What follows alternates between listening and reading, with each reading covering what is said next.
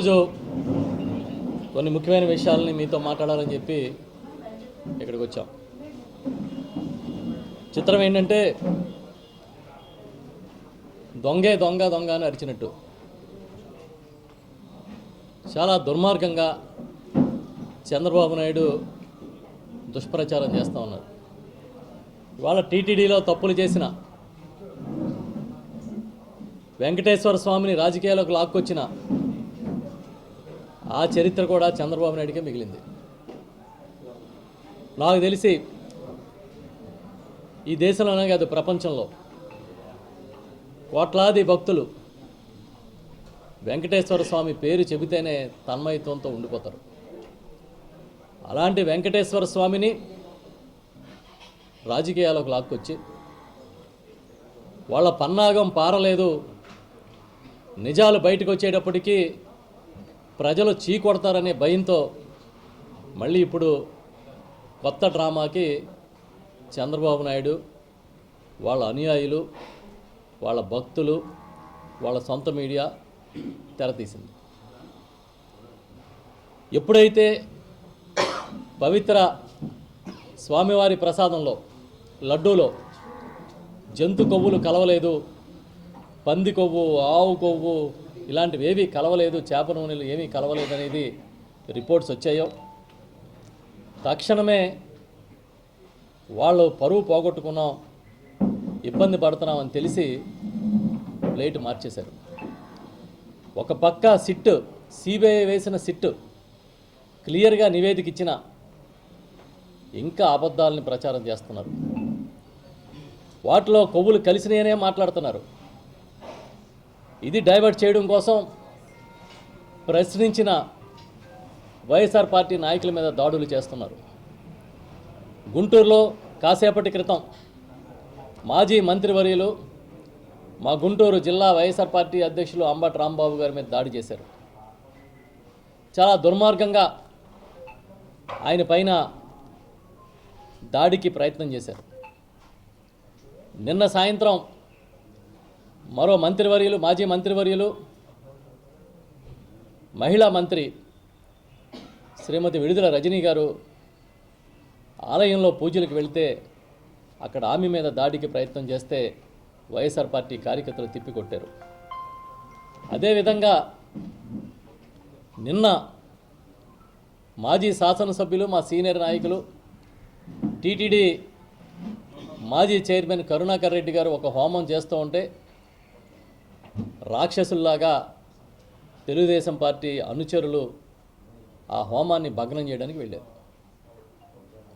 అంటే ఇవన్నీ డైవర్షన్. ఇవన్నీ డైవర్ట్ చేసి అబద్ధాలని ప్రచారం చేయడానికి ఒక మిషన్ని నడిపిస్తూ ఉన్నారు.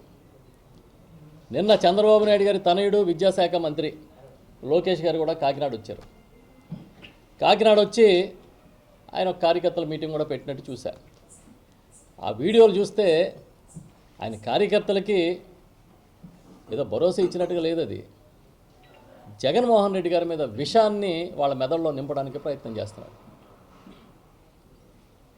ఏ వేదికైనా అవ్వచ్చు, దావోస్ వెళ్ళినా జగన్నామ స్మరణే, కాకినాడ వచ్చినా జగన్నామ స్మరణే, నిద్దట్లోని జగన్ గారి పేరు కలవరిస్తున్నారు.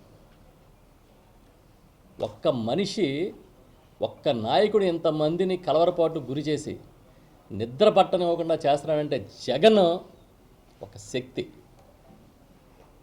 చంద్రబాబు వాళ్ళ మద్దతుదారులకి నిద్రపోనివ్వట్లేదు వాళ్ళ అధికారంలో ఉన్నా కూడా. అంటే జగన్ అంటే ఎంత భయం ఉందో చూడండి.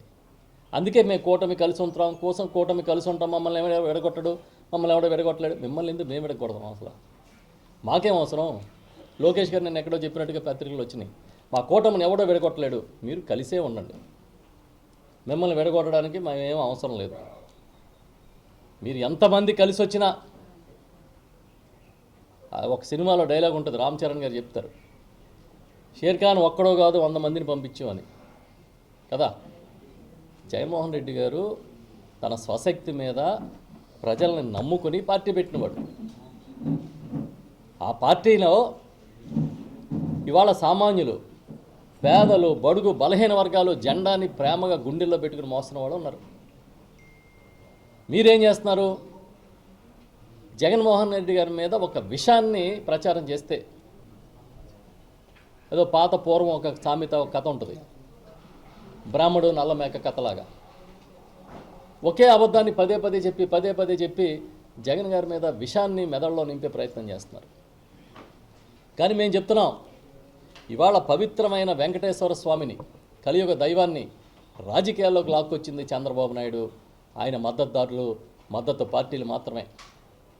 ఆ రోజు పచ్చి అబద్ధాన్ని వండి మార్చి, ఒక రిపోర్ట్ లేదు, ఒక ఎంక్వైరీ లేదు, ఒక ఎఫ్ఐఆర్ లేదు, ఏమీ లేకుండానే చంద్రబాబు నాయుడు లాంటి వ్యక్తి ఆయన చాలా ఈజీగా రోడ్డు మీదకి వచ్చి ముఖ్యమంత్రిగా చాలా సింపుల్గా మాట్లాడేశాడు. తిరుపతి లడ్డూలో ప్రసాదంలో కొవ్వులు కలిసినాయి, జంతు కొవ్వులు అన్నట్టుగా కల్తీ జరిగిపోయిందని మాట్లాడేశాడు.